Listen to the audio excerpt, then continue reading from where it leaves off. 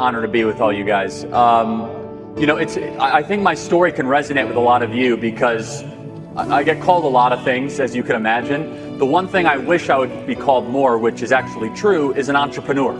I build things. I build organizations. We help build movements. We build messaging, and we helped a certain person become president of the United States recently. The president deserves the credit, but we helped especially with younger voters in particular. But it started back where I grew up, suburbs of Chicago. I wanted to go to West Point. It was my whole life was about going to the United States Military Academy in West Point. Eagle Scout, football, basketball captain, heavily involved in my community. Ended up not getting into West Point. I convinced my parents, hey, I'm not sure if I want to go right into college. I'd like to take a gap year before I go to college.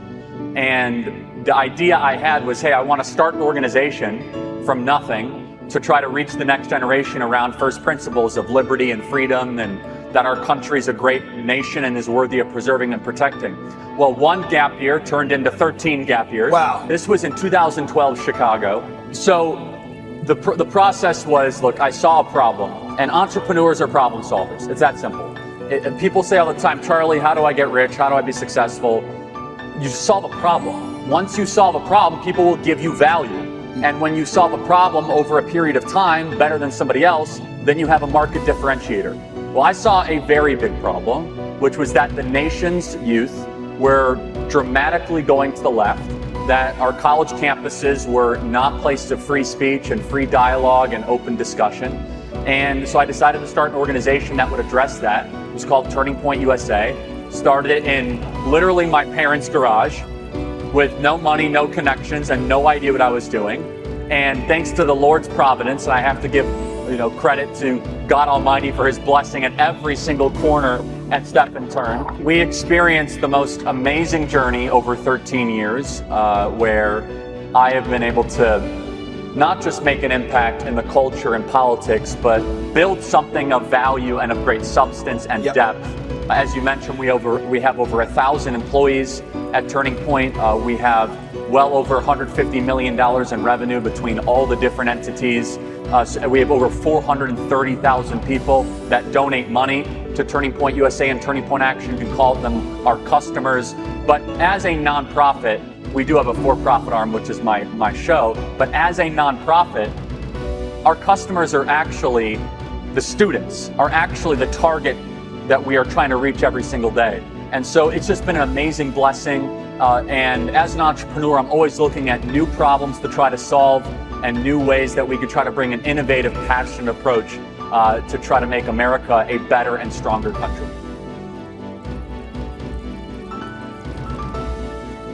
If you want like the secret to get rich, it's actually like not super hard. It's like live below your means, save your money, invest in good companies, and then find good ideas and read a lot, If you just read a lot and you all of a sudden you'll see trends and you'll be well informed. Again, I don't want to make it seem like it's super easy, but it depends what you define by rich. But I'll say one final thing. People are so bad with money. Like again, if your top priority is getting drunk, okay, then go do that. Like I know a lot of people, they're like, I want to be rich. I spent $700 going out this weekend. Like, oh yes, you don't want to be rich, okay? You want to feel good and you want to have a bunch of, toxins go through your liver, but you actually don't want to live a life of happiness and contentment. And I'm not a moralist. If you want to drink, go ahead. It's a free society. Go do that. But then don't all of a sudden complain to me that you're not materially wealthy. Now, you have to sacrifice everything to want to become actually rich, unless you're born into it. No nights, few weekends. I traveled 3,000 days over a decade. I'm a million miler in American, Delta, United. I'm in all 50 states multiple times. It's thankless, gritty work. Not easy. So if you actually want to be rich, then there is a path for you. You have to sacrifice immensely. I don't drink alcohol. Tucker Carlson doesn't drink alcohol. Donald Trump doesn't drink alcohol. And that doesn't mean that you can't be rich if you don't drink alcohol, but you must sacrifice stuff. Now, it might be that you create a good widget, or you might have a good social media app, or you might get good venture funding.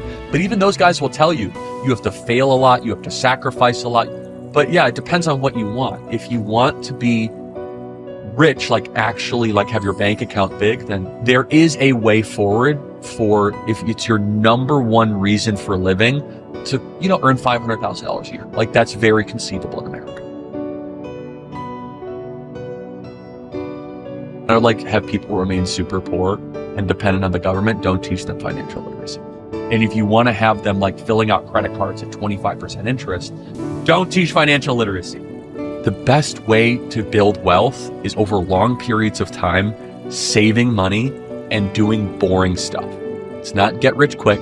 It's not big meme coins, right? It's not big spikes. It's just going to work, saving money, and living below your means. I know that's not the sexy answer everyone wants, but that's what Warren Buffett did. Warren Buffett's one of the world's wealthiest men. He started with like very little money 70 years ago. And no one wants to hear that, right? They want to hear about like, what's the next NVIDIA? Okay, I don't know, but I can tell you that in 40 years, if you put $100 a week into a moderately managed, wealth account, you're going to be great. $100 a week, man. I can't afford that. Okay, well, let's talk about it. How much money do you make? Oh, I make $91,000. You can afford $100 a week. How many young kids right now that are 17 can tell you the difference between credit and debit? They can't. It's one of the things I like about Trump's upcoming big, beautiful bill is that every new baby born in America will get a $1,000 loan from the federal government I don't know if you guys know about this, but in a investment account that they can't touch. They're 18, invested in the Dow Jones Industrial Average that they'll be able to monitor throughout the 18 years. It can be grown by philanthropists, family members, grandparents. So they'll actually be able to see their wealth increase. So they're stakeholders. So if we have 2 kids, if we have another kid, that kid will immediately have a investment account that's only a one-way drop box. You can't access this money until you're 18. So it actually creates ownership units for the next generation. But is there anything like inherently wrong with a billionaire? No, like most billionaires actually have solved big problems for us. Like, people love hating on Elon Musk. I like Elon a lot. He's become a friend. I know there's been like a lot of social media talk about it, but I refuse to say anything negative about Elon. Like, okay, you tell me the next time you're able to launch a rocket and land it. Like, actually, that's pretty cool. Like, okay, you're able to revolutionize the electric car industry. Like, you deserve a lot of money. You do that. If everything completely goes away, how do you want to be remembered? I mean, if I die? Everything just goes away. How would you, if you could be associated with one thing, how would you want to be remembered? I want to be remembered for courage for my faith. That would be the most important thing. The most important thing is my faith. Learn something new every single day and focus on what it means to be a good person and a person of strong character.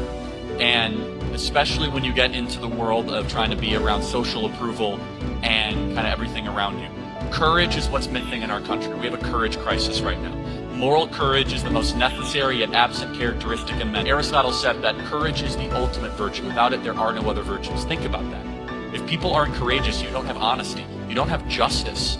You don't have anything else you don't have beauty. You don't have wonder. If people don't have courage to act.